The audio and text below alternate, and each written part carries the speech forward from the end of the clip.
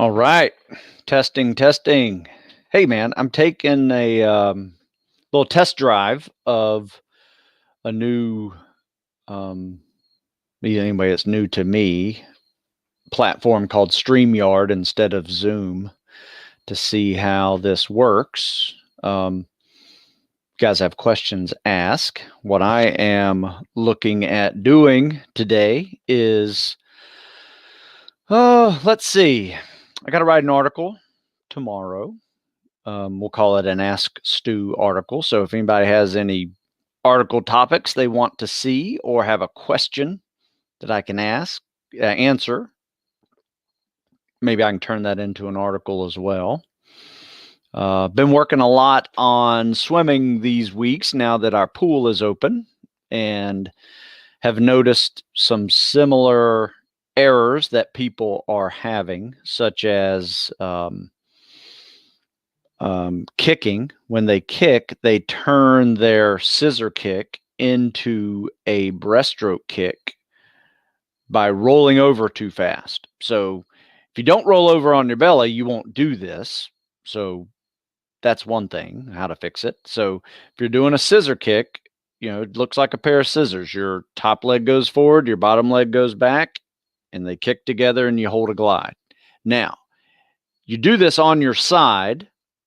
If you are in a hurry, and a lot of people are when they're swimming at first, is you kick and you roll over to the belly a little too fast. So,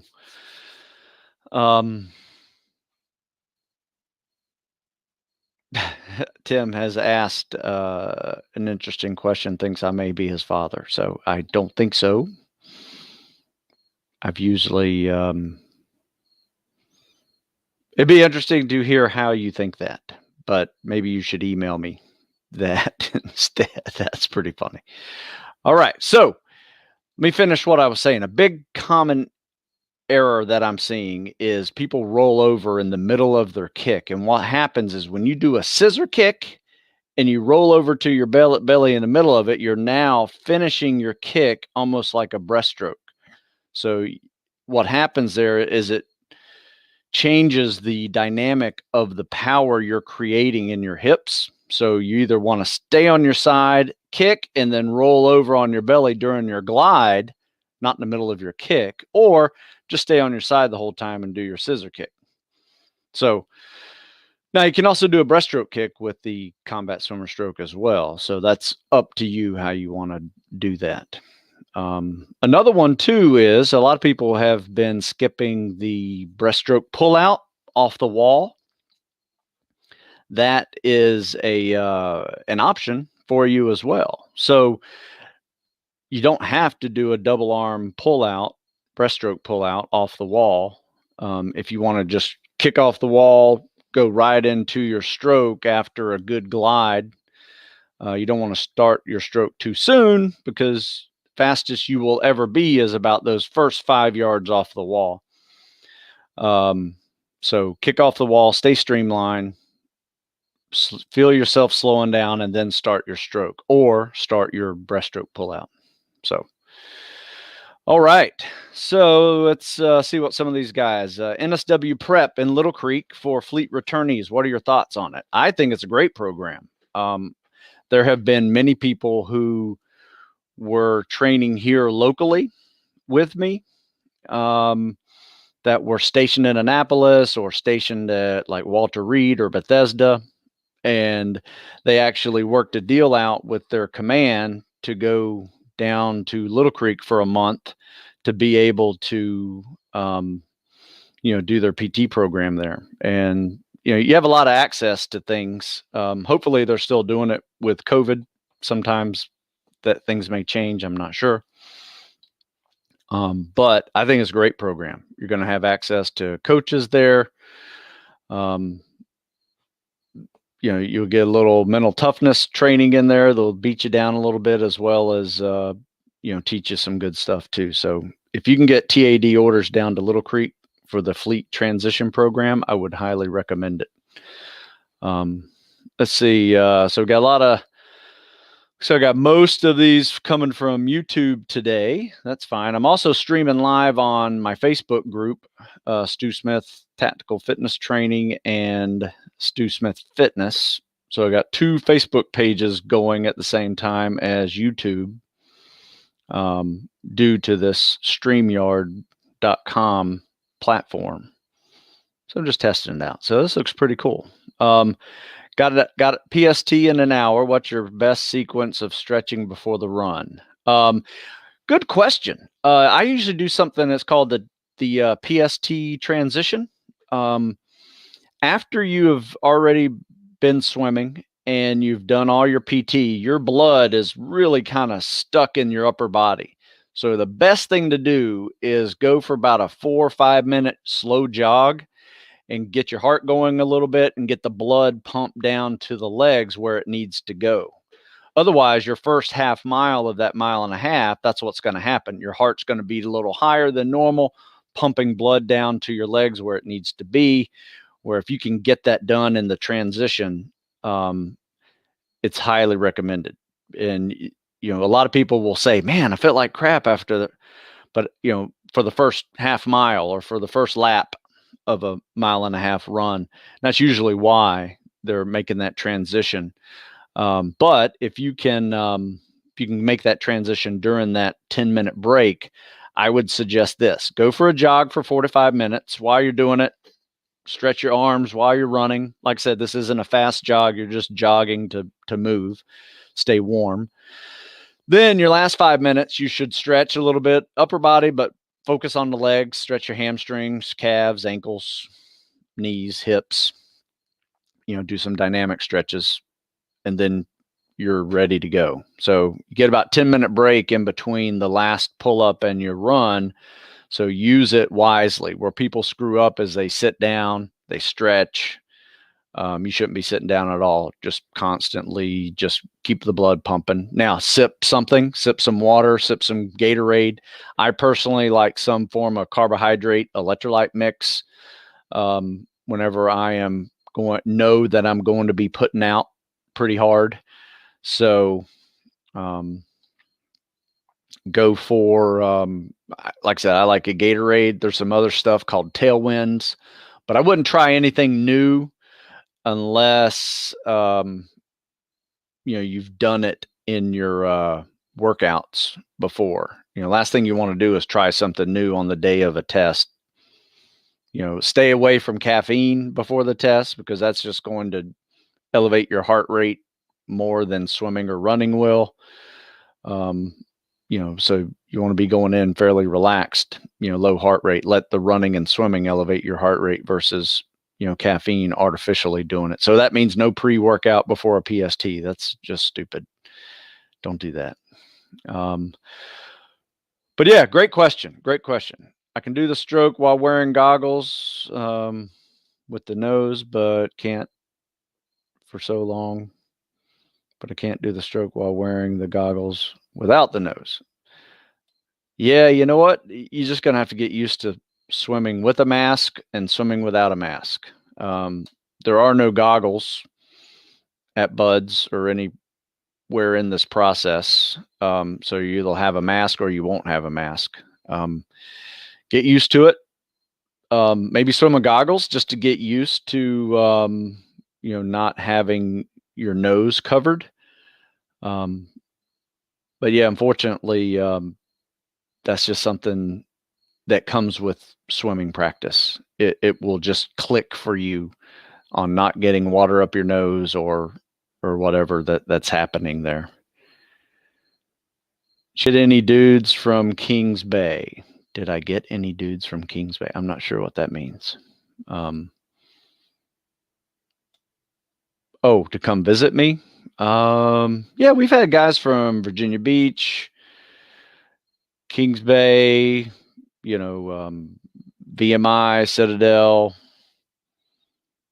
Let me think. Other ROTC units that are fairly close. Had some folks drive up from Florida.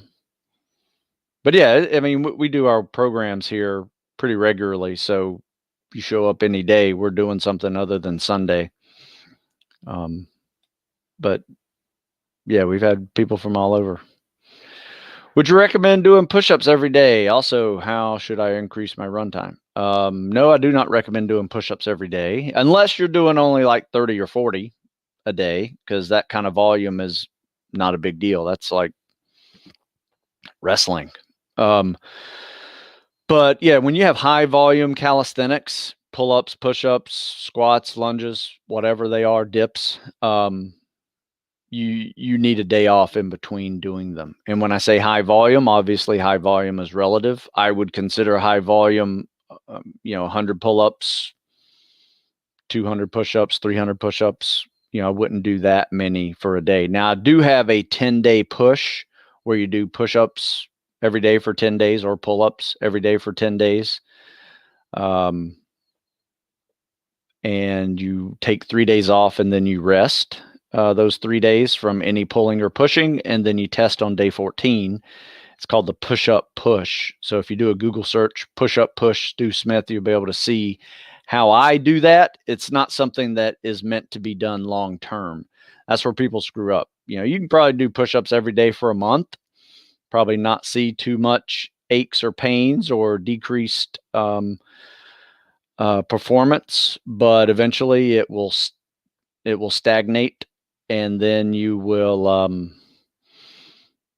likely not see any improvement. In fact, you might even see negative results. So actually getting worse at your efforts because you're just overdoing it and not recovering. So just remember, high volume requires recovery. So treat high volume the same way as you would heavy weights. Right, your body needs to recover from a high volume calisthenics load just as it does if you're lifting weights. Increasing run time, you should run faster. Shorter distances first and build up your endurance so you can maintain that pace longer. I do something called goal pace running. If you do Stu Smith goal pace running in a search, you will see what I'm talking about. So basically, if I'm trying to run a 9-minute mile and a half, that means I'm trying to run a 6-minute mile. I'm going to practice my quarter miles and my half miles at 90 seconds and 3 minutes. And I'm going to do multiple sets of those until that gets so easy that next thing I know, I'm running a 6-minute mile. May not be able to run a 9-minute mile and a half yet, but with some mile repeats, make those intervals a little bit longer, but maintaining that same pace, your body will get used to being at that pace. Now you can change it up a little bit. One day do sprints, one day do some longer, slower distances, but I don't like too much long, slow distance in a workout program just because people tend to get good at running too slowly. It's good for a good base of cardio foundation, but you need to build on that and make it faster. So, all right. So yeah, if you look up a running week, Stu Smith, I've written a couple articles where I just break down the week on the styles of running. So you're not doing the same thing every day, and you're breaking up your longer runs with shorter, faster runs and goal pace runs, and may even throw some agility work in there as well. Okay, how to prevent cramping when swimming.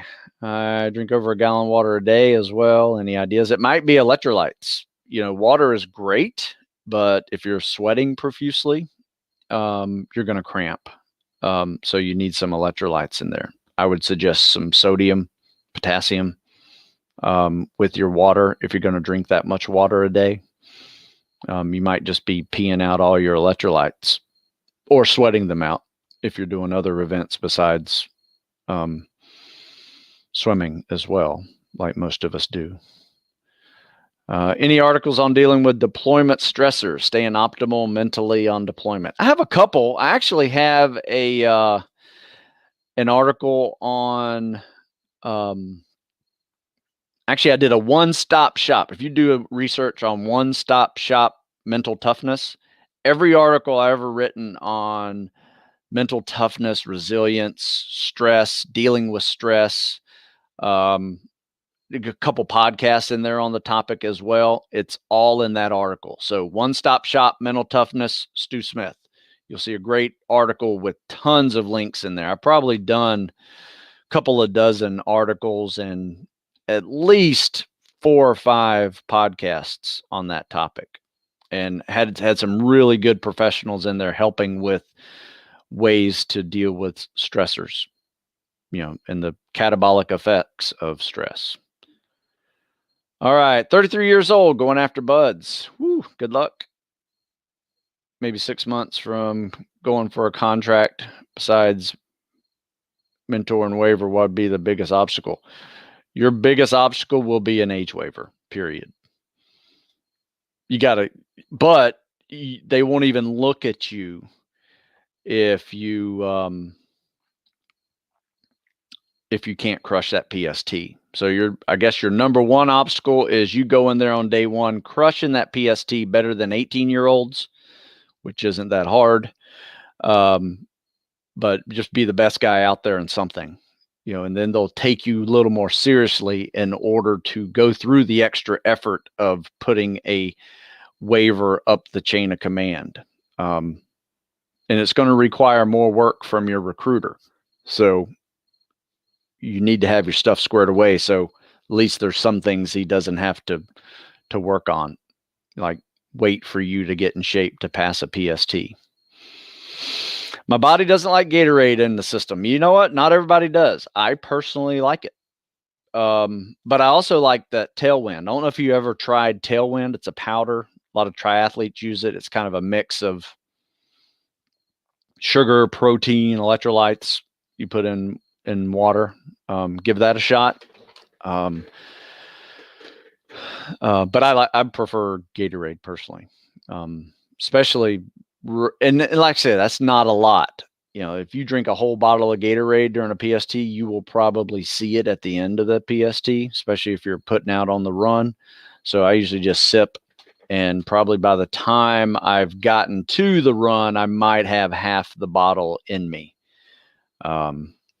before I run. Not a whole bottle, like I said, just regular 16-ounce bottle.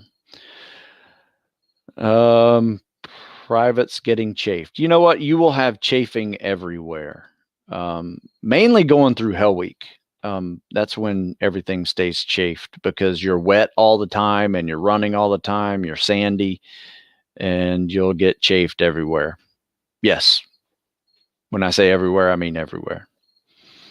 So I'm joining next week and going to be quarantined for 14 days. How could I stay in fairly good shape during this period? Cannot run and go outside. Yes, I know that sucks, man. I actually wrote an article on the 14-day quarantine before boot camp. Google it.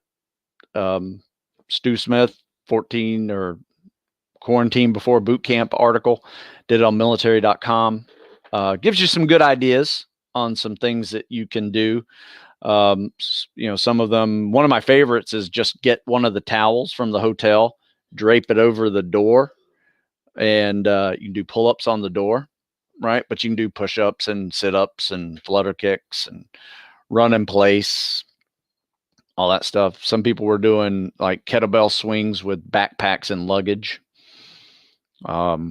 just burpees, whatever you can do to just stay moving. That sucks. Quarantine for 14 days, man. That is rough. That's a rough holiday or vacation. Boring. How long would it take for me to bring my 1.5 miles down from sub 9 minutes or to sub 9 minutes if I'm at 11 minutes right now? I've seen it done in anywhere between 6 and 12 weeks. But you just need to get on a good running program.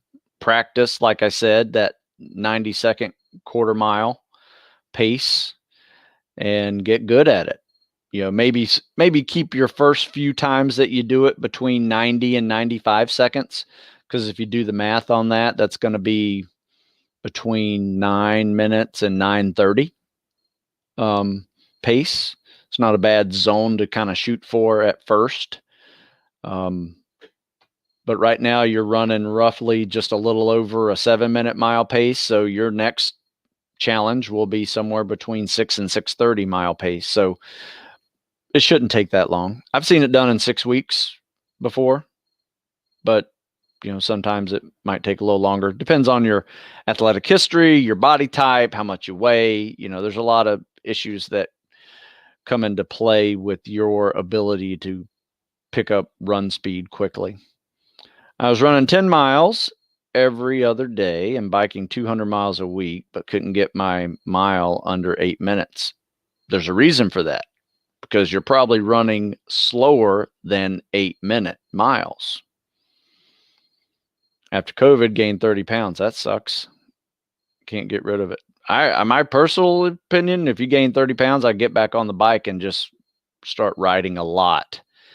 I wouldn't run 10 miles, 30 pounds heavier. That's like rucking. So, do more shorter distance at a faster pace. An 8-minute mile is a 2-minute quarter mile, a 4-minute half mile. So that's not too hard to master.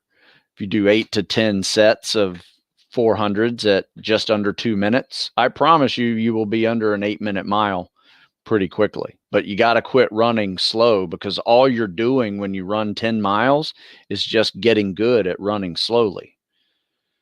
We actually had a guy that unfortunately couldn't train with us from March until he departed for Buds. So he was out of town the whole time when COVID screwed him up. He couldn't come back.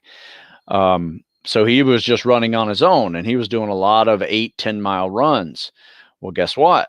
When it came to running 4 miles at Buds, he was unable to meet that 4-mile Buds standard.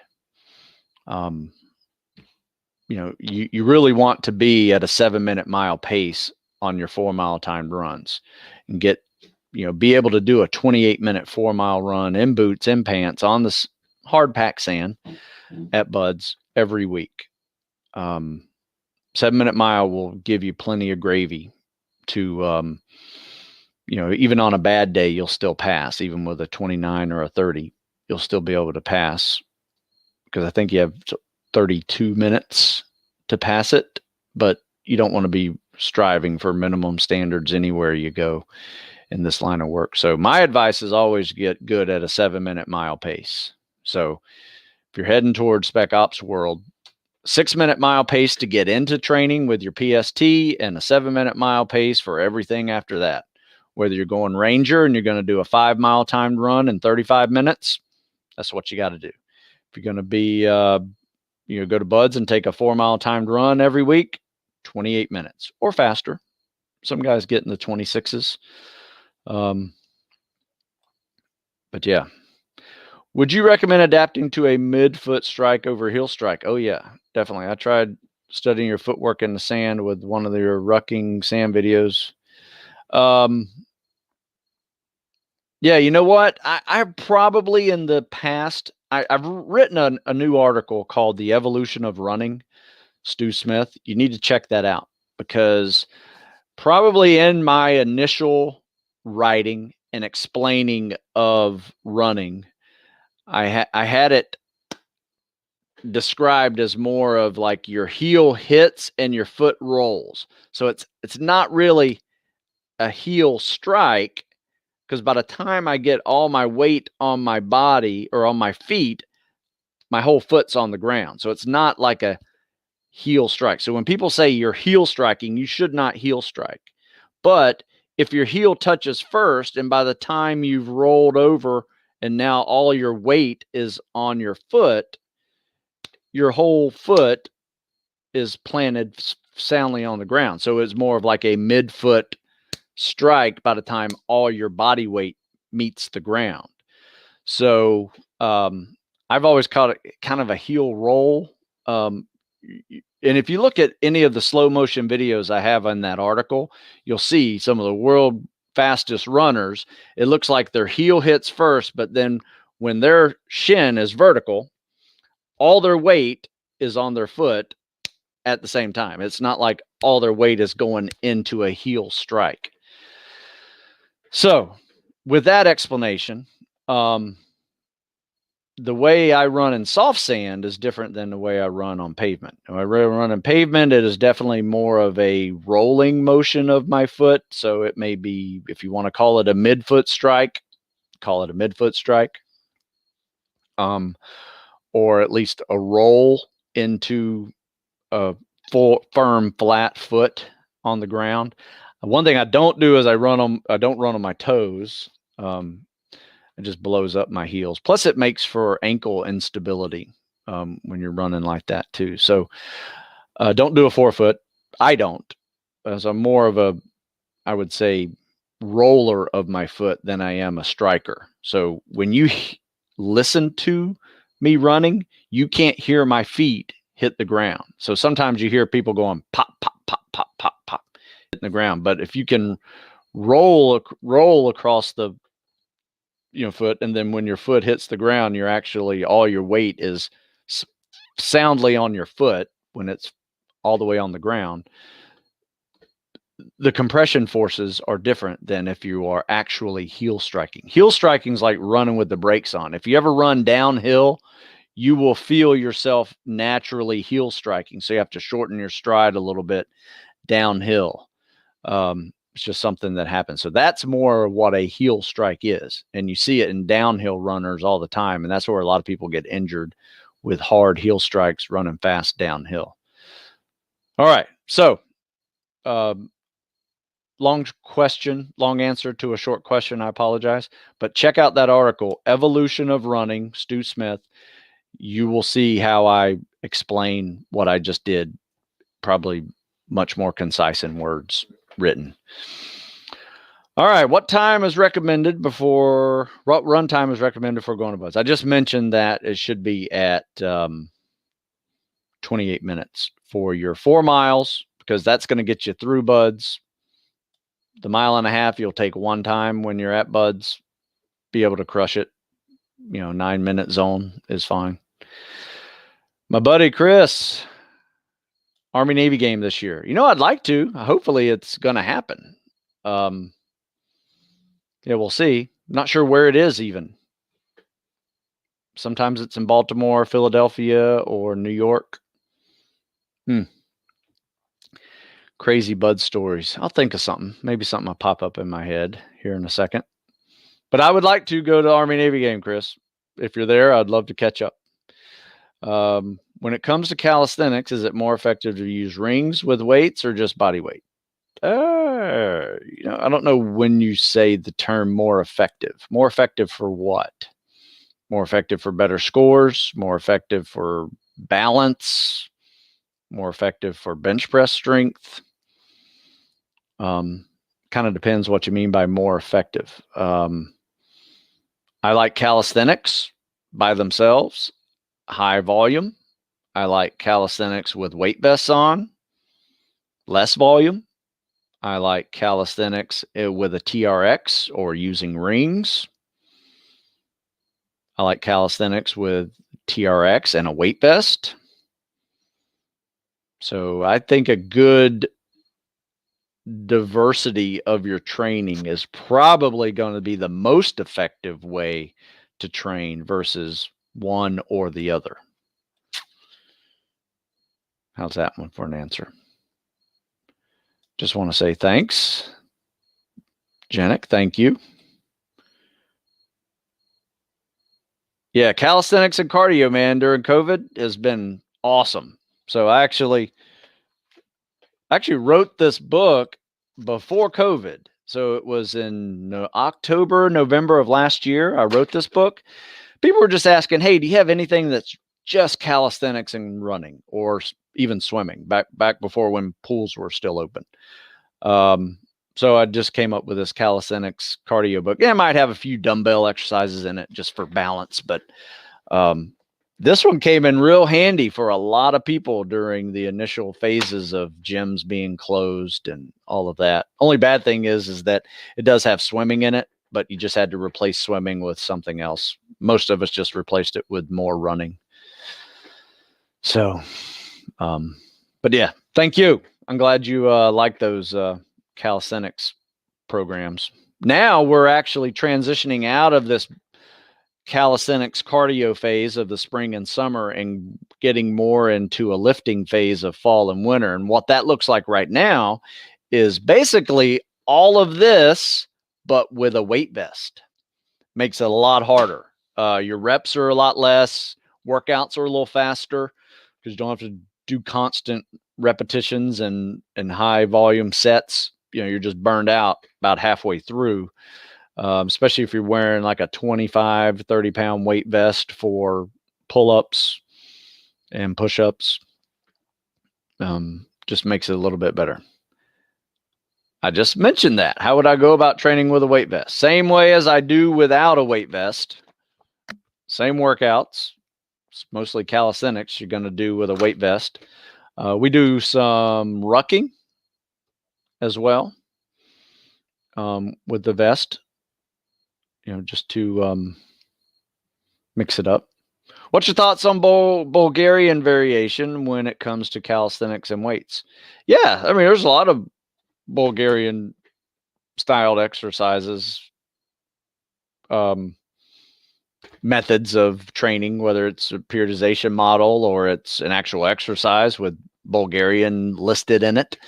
I am all for variation, as same as the next exercise, Olympic weightlifting. Great addition to the training program.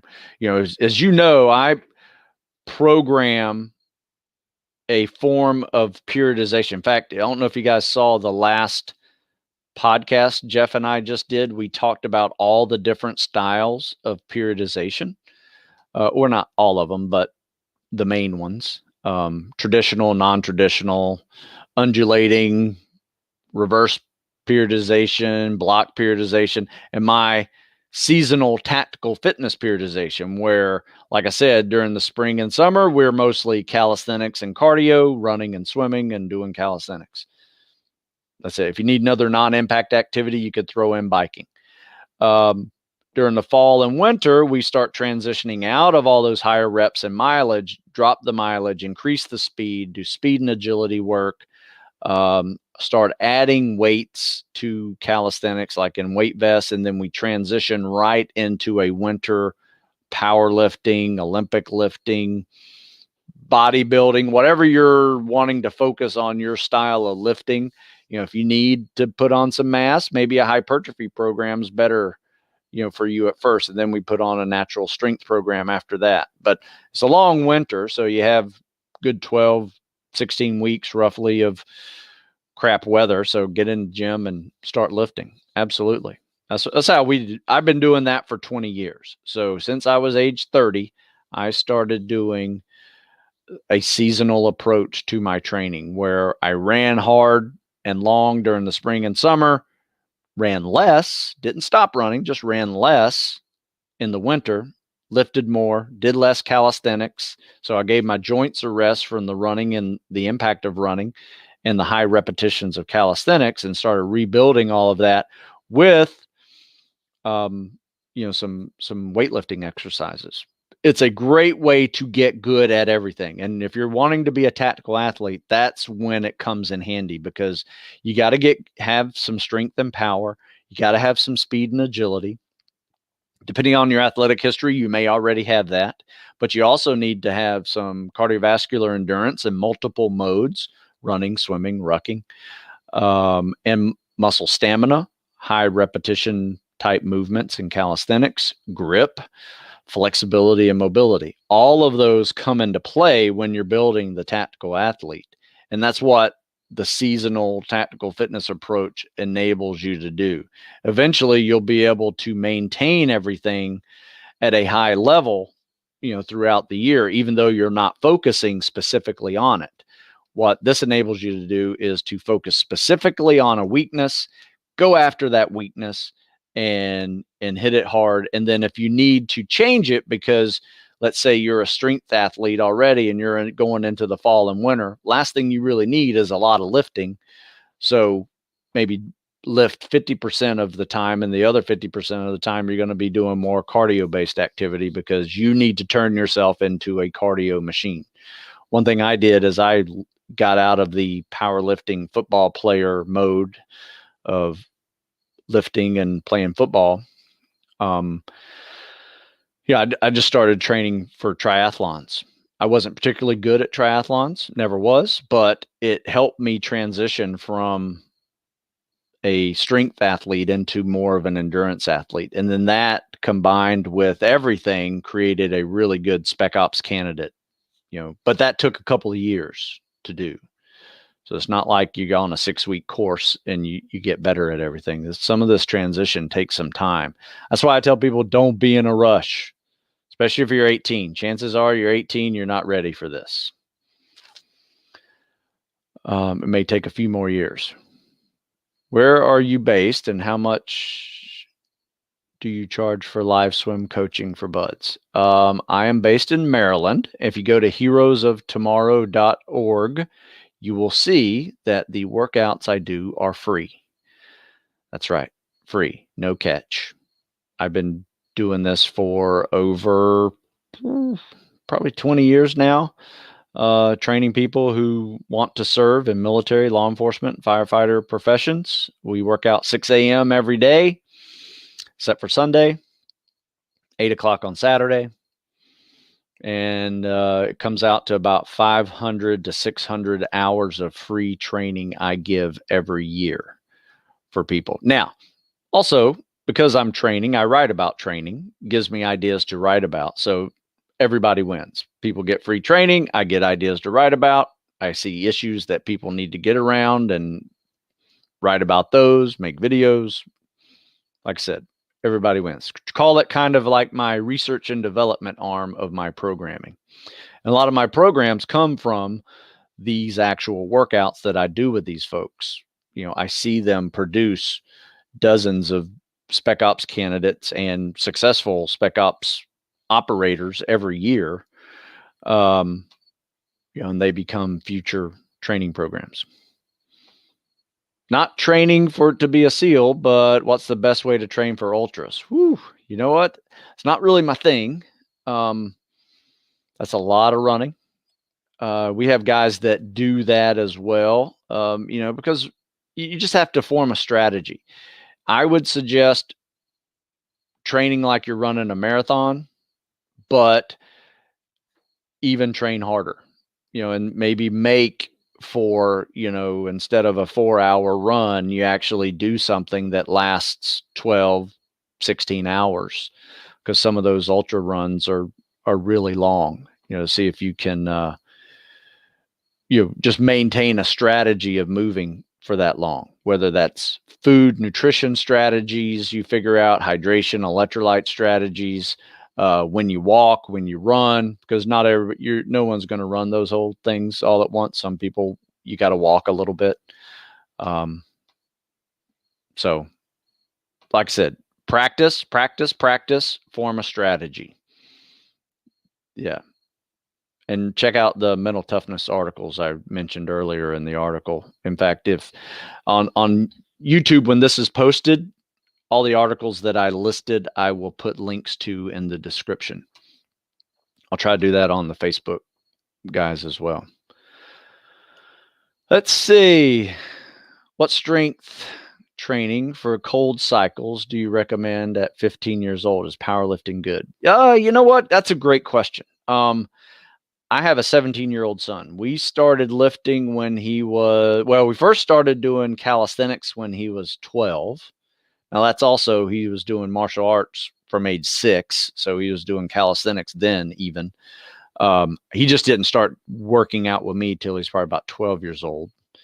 And then I would say by 14, he was starting to turn that into dumbbells and TRXs and some barbell work, maybe like bench press, some pretty basic stuff. 16, 17, we've really gotten into everything.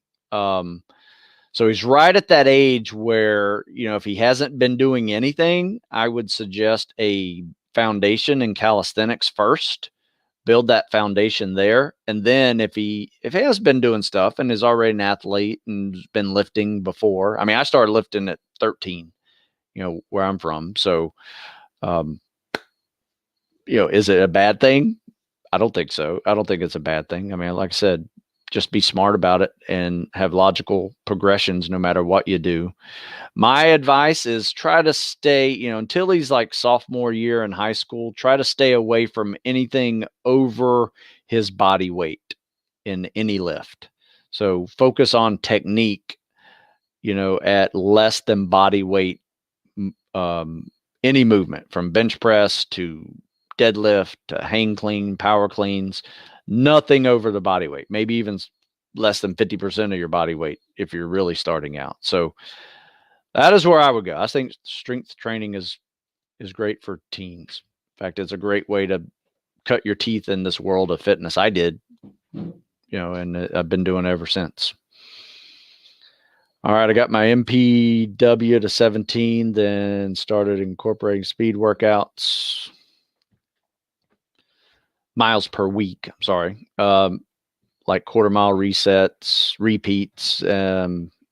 Started off getting calf strains in my leg. Any advice? Yeah, just make sure after every workout you're doing some form of stretching, maybe some mobility work to help you with, some of those tightness areas that occur when you're running. Also, maybe look at how you're running. If you're running on your toes, you may see some calf strains. If you're running with shoes that kind of suck, you might need a new pair of shoes. Also, look at your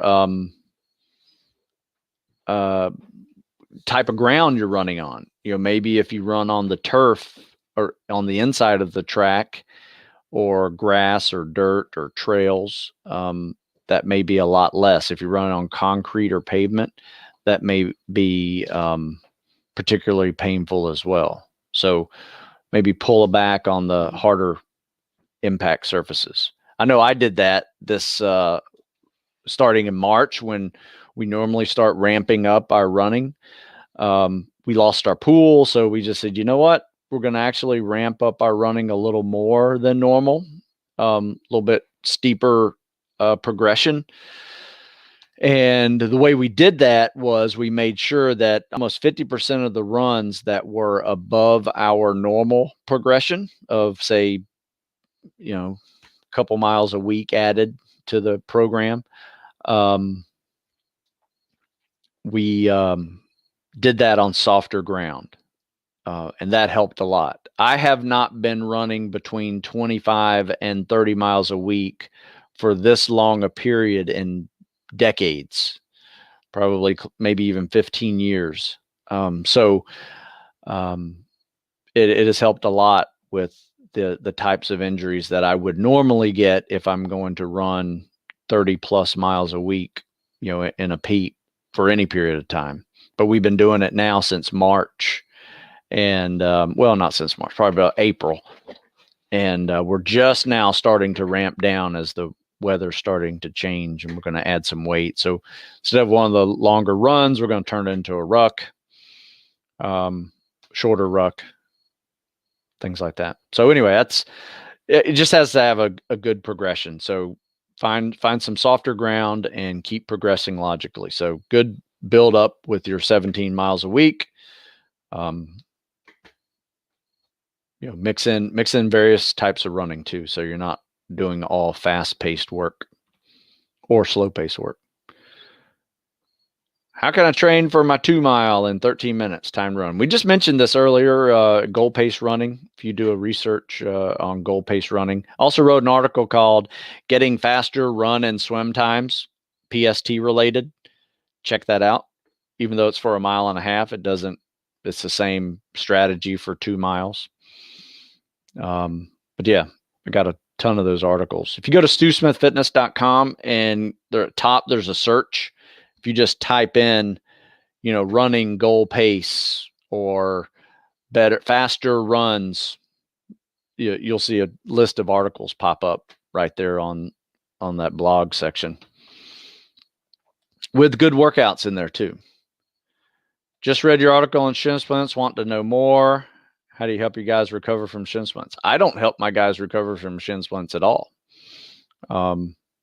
They do themselves. We typically say, you know what? Don't run. You should be riding a bicycle today. That's how I do it. And then they do a variety of things that like listed in that article, from icing and compression and elevation and massage. All of those little things come into play. So yeah, that recent article I wrote on shin splints was done by Seth Donaldson, who is a doctor of physical therapy. So check out that article. It's on one of the first few articles on Stu Smith Fitness right now. Let's see. Any tips on strengthening mental toughness for buds? You know what? Once again, I wrote an article called One Stop Shop for Mental Toughness. Check that out, because there's, like I said, there's a couple dozen articles in there with half a dozen videos on the topic. One will probably help you, if not more. Does breathing into the pelvis, so more like diaphragm breathing, is that what you're saying? I don't know if I've ever gone that deep in my breathing to get down in my hips. So I don't know what you're talking about. Mitigating hernias, I don't know. That's, you're asking questions that starting to get above my pay grade. Yeah, I'm not sure about that. Favorite pistol? I got the SIG 226. I love that one. I've shot that thing so many times, it's like, feels like part of my hand. So that's, I would say that's my favorite, just because I've shot it the most, mainly. During buds, would you stretch over getting some sleep or sleep over stretch? I'd do both. You got plenty of time to stretch. I mean, at the end of Bud's workout, Bud's day, I would grab my boat crew and said, "Hey, got anything that we need to talk about? Let's talk about, stuff that we need to get ready for tomorrow. The gear you need to get ready, get that ready. We got a room inspection, get your uniforms ready, blah, blah, blah, all the stuff that you have to do." And while we're doing it, we were stretching. This was before they invented foam rollers. So I would bring a foam roller to this little meeting, if you have it, with your boat crew, and just discuss, maybe even discuss some of the crap things that happened during the day on how not to let them happen again. So it's a good little time to just shoot shit with your boat crew and stretch. It's easy. Then go to sleep after you get all your other stuff done. Would it avoid injury? Good question. Preventing injury, avoiding injury is something that is very hard to determine. But the only way to determine it really is if you have a big agency and you see a number of injuries occurring, you start doing a certain type of protocol, and then you see fewer injuries at the end of that year. So you can assume that by adding this protocol in there, people have fewer injuries. I say yes, because at the end of the day, I am injured less because I stretch and foam roll and massage tool and actually have some mobility training just about every day in my workouts, which helps me avoid the nagging injuries that can cause you not to be able to run. Like right now, I can't remember the last time I couldn't run because of an injury, whether it was shins or knee tendonitis or Achilles tendonitis. I think first thing that comes to mind was a bronchitis about a year ago. That shut me down for a couple of weeks from running. And I think I had a pulled calf muscle from doing sprints. So usually what's going to cause injury is running too much or running too fast, period. Right? If you're running too often and running too many high miles, you're probably going to get some kind of nagging overuse injury. If you're running really fast, sometimes the wheels fall off and something hurts, like you pull a hamstring or you pull an Achilles tendon or hip flexor gets pulled funny, when you're sprinting. Those are two types of injuries that happen most common without contact of some sort. Now, if you're playing contact sports, obviously those injuries happen all the time, whether you're perfectly mobile and flexible or not, just due to the contact. So kind of a tough question to answer and a tough question to prove. My suggestion is take a look at it, stretch for a year. If you're less injured at the end of the year, then yes, stretching is avoiding your injuries, but it requires some long-term research for you. Are rings more effective for hypertrophy, endurance, stabilization, strength, power compared to calisthenics? That's a better asked question. Yeah, I would say probably. Definitely most of those. Depends on how you do them. You tend to go a little slower with rings, so you're probably going to focus more on the strength side of that. Not sure about the power because that is a speed function. Just depends on what movement you're doing, I guess. But does it really matter if they're more effective? Do them and see what you like. I know that I have never used rings before I went to Buds. Made it through Buds fine. So not sure where what your markers are for effective or not, but do you need them? No. Are they great to have? Sure. Don't need the TRX either. I love the TRX. But you need to do calisthenics and get good at those. What's something to eat before PST or working out? Whatever you normally eat before you work out, right? Something that agrees with your digestive system, something that gives you energy, a good form of carbohydrate, some electrolytes maybe if you need it, if you know you're going to be hot and sweaty. But it just depends. How long is your workout going to last? Is it going to be a high intensity 30-minute workout, or is it going to last for 4 hours? All these kind of depends. So should you eat before your workout? Good question, Jim. I work out first thing in the morning. I rarely have time to get a good full meal before I go work out, before 6 o'clock.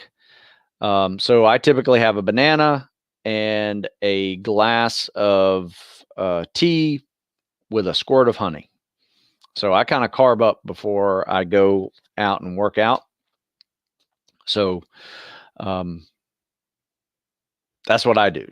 Now, if I am working out in the afternoon, obviously I've already had breakfast. I've had lunch. So eating before you work out is less of an issue. Just the only time where you'll feel it is if you're working out really hard and you haven't eaten anything in 5 or more hours. That's when you tend to feel the effects of not eating something. So I always have some form of carbohydrate drink with me that agrees with me when I'm working out hard. Otherwise, you will go to that point when you're dizzy, kind of lightheaded, and you feel like you're going to throw up. That just means you have bonked completely and you have no more blood sugar or glycogen in your body enough to keep moving. Your body's trying to get into more of a fat burning mode during this period. So you can either let it, just kind of walk it off and slow down your heart rate, see if that helps, or you just get some sugar in your body and it goes away almost immediately.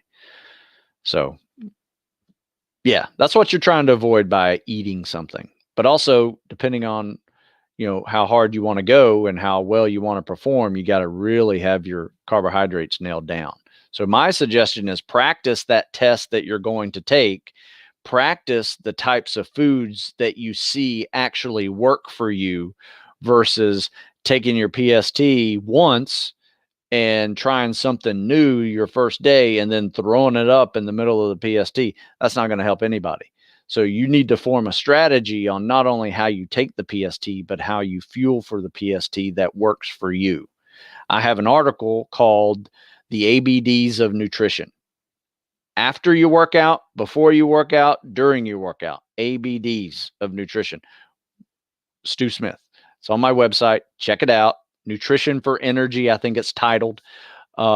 but it will give you a lot of options to play around with informing your own strategy on that.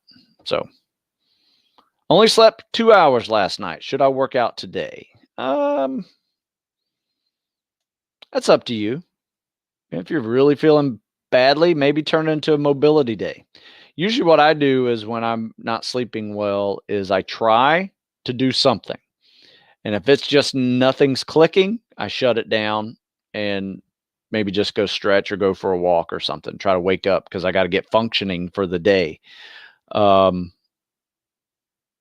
Sometimes I don't feel right if I don't do something, whether that's go for a walk or it's go for a jog or it's half of my workout versus the whole thing. Another option would be I have this thing called the systems check where you do 5 minutes of your workout followed by 5 minutes of an easy cardio, something like a walk or easy bike ride. You go through 5 minutes of your workout again, 5 minutes easy cardio or stretching even. 5 minutes of your workout, go through 5 minutes of, foam rolling or stretching or easy cardio. Do that, and that may be a better option, almost like a deload day, versus a complete day off. But if you need a day off, take a day off. It's not going to kill you. When should you use TRX or rings? And is there an optimal resting period between sets and why? Man, you guys are asking some good questions today.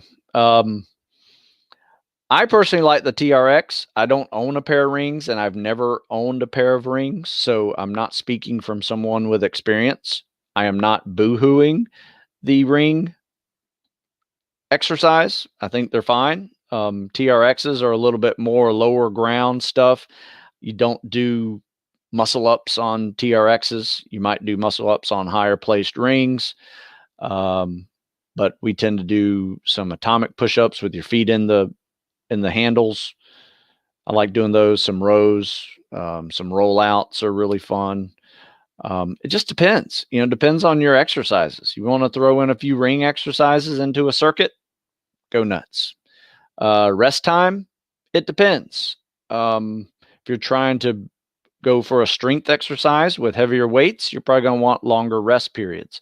If you're trying to keep your heart rate up and maybe work a different muscle group, like a push-pull combination in a circuit, minimal rest. Kind of depends on your goals there.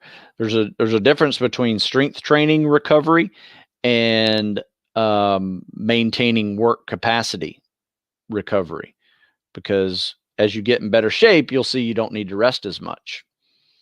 So why take all that rest? I personally like to do an active rest, whether that's an easy jog or maybe a set of some kind of core activity, or maybe just another muscle group altogether, right? If I'm focusing on pull-ups and I want to get 150 pull-ups in a workout, I may rest that pull-up muscle group with push-ups, overhead presses, and dips, and maybe a set of abs. But I'm only doing my only pull exercises is pull-ups. So it depends on how you want to arrange these things. All right, a couple more. I'm going to go an hour today. Wow, haven't done that in a while. So got another minute. If selected for SOAS, what program would be best to prepare for that upcoming summer? One that you're going to be crushing the PST in, so PST-oriented training, but also longer runs, longer swims, and rucking. You will be rucking 45, 50-pound rucks at SOAS. Find some soft sand. That will be helpful because you will be on the soft sand. And some lifting in there too. So maybe a spring, summer training program will have all that in it. But yeah, that's where I would focus on, because you're going to be tested in multiple events like that. Assuming a candidate is average in all aspects of tactical fitness, where would you recommend they start? What kind of candidate? Bud's candidate? If you're average, I'd probably start with phase 1, because phase 1 Navy SEAL workout that I have is for people who are minimum standard on the fitness test. Maybe have a few elements that are pretty good, but a couple more or a couple of those elements are average or below average, below optimal, maybe minimum standard zone even. Okay, last question. How similar are your fall, winter, spring, summer programs on your website to the workouts you run in Savannah Park? Good question. Do you know what?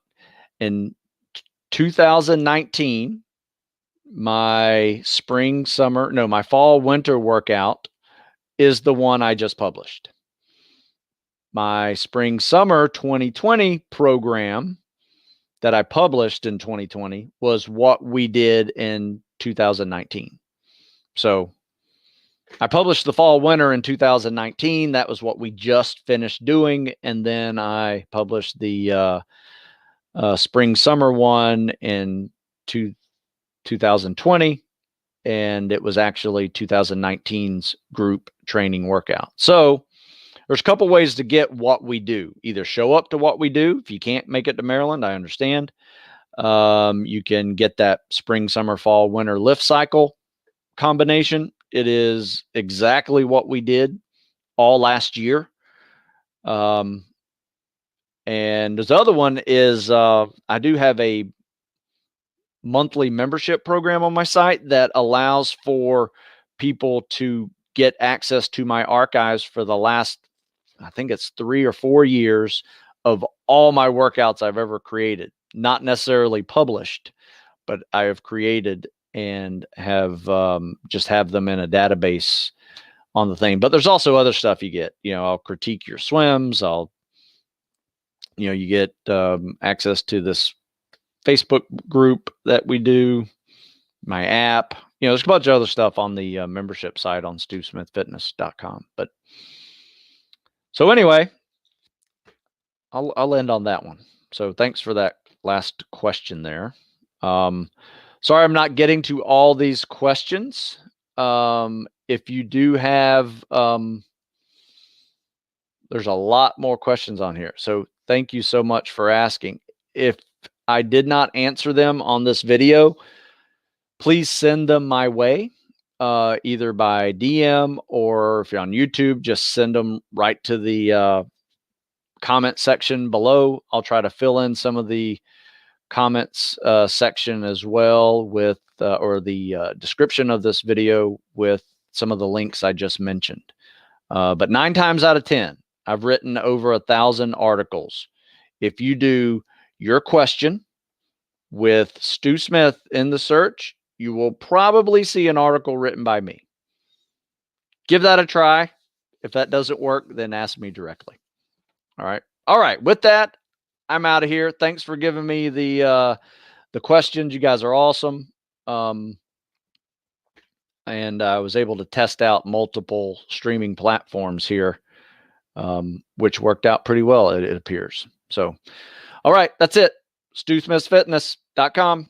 Check it out. We'll see you.